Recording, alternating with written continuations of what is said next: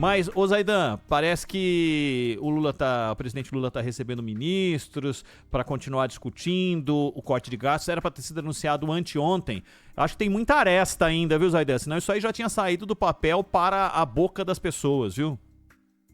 Isso é sinal de que há resistência, e se há resistência é porque haverá cortes importantes, pesados, muitos deles provavelmente na linha mais errada possível, tirando de quem não tem, para ao fim e ao cabo garantir pagamento de juro da dívida. Essa é a história, não é?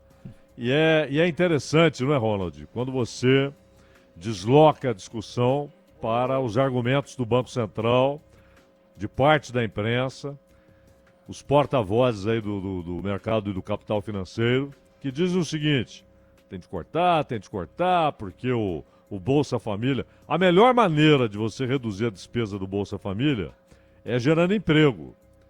Porque quando você passa a ter ali a renda superior a 3 mil, ele sai do Bolsa Família. E não é só o Bolsa Família em si, mas outros programas associados, colados ao Bolsa Família. É o único caminho. É você ter geração de emprego, é você ter, com isso, elevação do salário oferecido. E sempre que há aumento do emprego, sempre que se reduz a taxa de desemprego, o Banco Central entra em pânico, porque só consegue enxergar nisso pressão inflacionária, né, Ronald? Só consegue enxergar isso. Eu vejo poucos no Congresso Nacional, de maneira veemente, defendendo exatamente esse ponto. O ponto de onde pode haver algum tipo de perda para as pessoas, principalmente as mais pobres. Mas como é que anda isso, Márcio? As discussões parece que não cessam, né? Mais uma vez, boa tarde para você. Oi, Ronald. Oi, Zaidan. Boa tarde para vocês. Boa tarde a todos que nos acompanham. Pois é, a gente está aqui no Palácio do Planalto porque a gente lembra que essa questão, esse debate, né, envolvendo o corte de gastos, ele durou praticamente a semana toda aqui em Brasília, e agora parece que a gente deve ter pelo menos uma direção. Por quê? Porque agora, neste momento, há cerca de 7 minutos atrás, chegou a confirmação da chegada aqui do presidente Lula para começar essa reunião envolvendo aí vários auxiliares, ministros, secretários executivos dos ministérios, para bater o martelo sobre essa questão do corte de gastos. Era um anúncio que devia ter sido feito ontem. Inclusive, o ministro da Fazenda, Fernando Haddad, iria para São Paulo ontem mesmo à noite, mas cancelou essa viagem para continuar fazendo essas reuniões aqui em Brasília.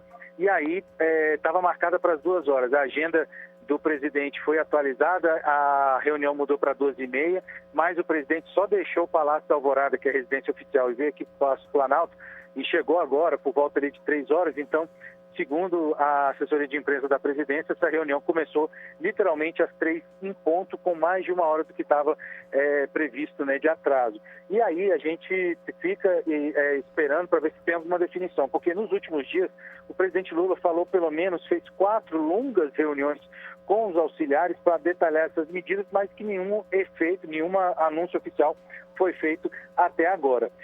E aí tem um impasse, porque segue um impasse envolvendo justamente, como você falou, Zé, o mercado financeiro, que vem cobrando a adoção dessas medidas, mas essas medidas encontram uma forte resistência, principalmente dos ministérios da área social. No último encontro, só para você ter uma ideia de como que foi a mudança em relação a esse tema, nesse último encontro que foi realizado ontem, estavam presentes, por exemplo, a ministra do Planejamento, Simone Tebet, da Gestão e Inovação, Esther Dweck, os ministros Rui Costa, da Casa Civil, e também Fernando Haddad.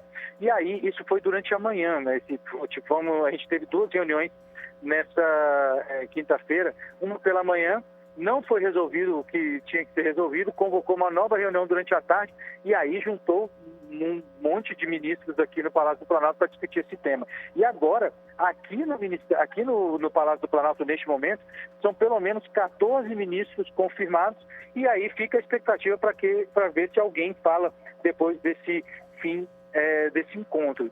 Além de ter cancelado essa viagem para São Paulo, a gente lembra também que Haddad tinha uma agenda extensa na Europa, onde ele se encontrar com investidores, empresários, enfim, para trazer investimentos para o Brasil.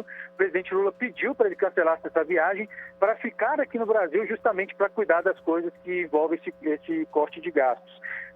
A gente não sabe ainda como é que vai ser esse detalhamento, mas aí tem mais um terceiro problema, que é o presidente Lula já declarou que só vai fazer esse pacote de corte de gastos, né, tornar esse pacote efetivo depois de se encontrar com o presidente da Câmara, Arthur Lira, e também com o presidente do Senado, Rodrigo Pacheco. Nos bastidores, ele tem meio que cobrado assim, o fato de que o governo corta gastos, né, muda as políticas, enfim, mas o Congresso também continua gastando e determinando os gastos, né, como se nada tivesse acontecido. Então, a expectativa é que esse encontro seja feito antes dessas medidas serem colocadas em prática. E aí vem um quarto problema que aconteceu na madrugada de hoje, porque o pai do presidente do Senado, Rodrigo Pacheco, faleceu, né, durante essa madrugada. Então, Rodrigo Pacheco não está em Brasília, foi para Belo Horizonte para cuidar da família, enfim, para cuidar desse problema.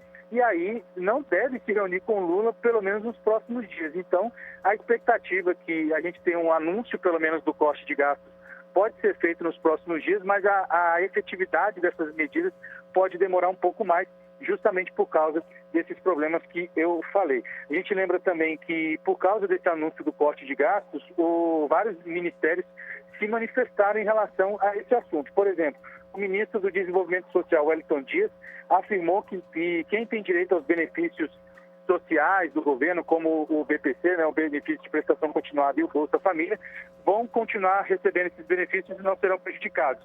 Mas, em compensação, o ministro do Trabalho, Luiz Marinho, criticou uma possível redução do seguro-desemprego que vem sendo ventilada entre os corredores do governo aqui, entre os auxiliares do governo, e o ministro da Previdência Social, Carlos Lupe, chegou a ser um pouco mais radical, afirmando que vai pedir demissão se o ministério dele tiver corte. Nízia Trindade da Saúde, por exemplo, e Camilo Santana também reclamaram de possíveis mudanças, mas foram um pouco mais discretos. Reclamaram, mas não divulgaram isso para a imprensa, ao contrário, por exemplo, de Carlos Lupe, que deu uma entrevista reclamando desse detalhe. Como a gente está aqui na expectativa dessa reunião, essa reunião começou agora, então a expectativa é de que algum anúncio seja feito só depois das 5 horas da tarde. Por quê? 5 horas da tarde é exatamente o horário que o mercado financeiro fecha aqui no Brasil, né? Então, se tiver que fazer algum anúncio, algum corte, alguma coisa que possa cair mal dentro do mercado financeiro, o governo vai fazer isso só depois das 5 horas, porque vai passar o final de semana todo, né, engolindo essas medidas, vamos dizer assim, para que chegar na segunda-feira o mercado financeiro já tenha se acostumado com as notícias e aí começar os trabalhos da próxima semana. Como eu disse, então, para a gente encerrar, a expectativa é de que alguém fale aqui no Palácio do Planalto sobre esse assunto, mas por enquanto ninguém falou, a gente segue acompanhando aqui de Brasília. Valeu, Márcio. Obrigado pelas informações super robustas aí da Capital Federal. Um abraço.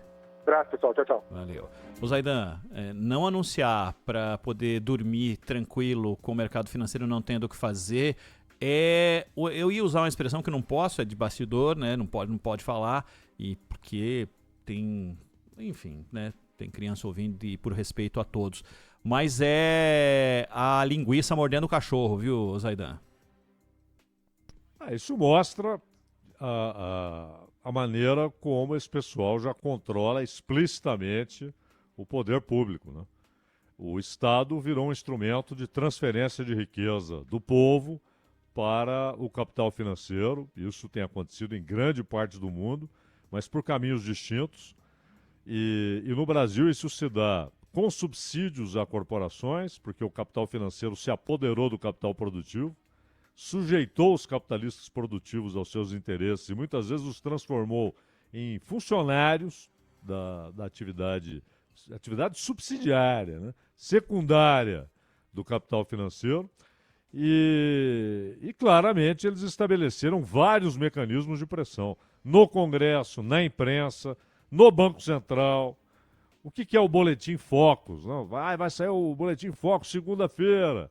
Aí o Ministério da Fazenda já, o que vem aí, porque isso vai ditar o comportamento do Banco Central e as nossas respostas terão de ser dadas de acordo com a expectativa do mercado. Isso o Haddad falou à Folha de São Paulo. Agora, ninguém fala em fundo partidário, ninguém fala nas 1001 mordomias de todos os poderes, de todo o poder estabelecido.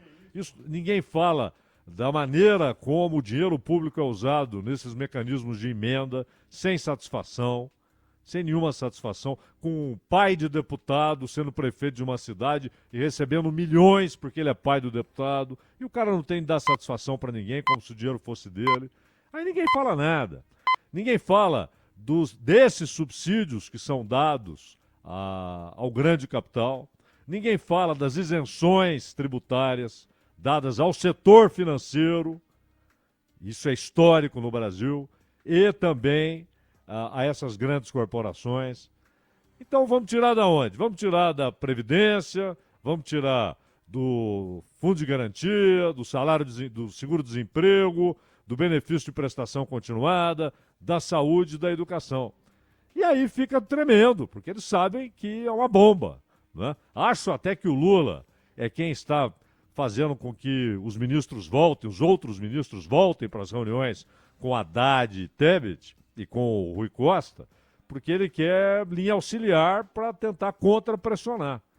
Mas não acredito que terão sucesso, não. E essa entrevista do Carlos Lupe que o Márcio mencionou, ela é muito boa. Espero que ele cumpra, porque ele falou, se atacarem a Previdência, eu não tenho mais o que fazer aqui. Tá isso.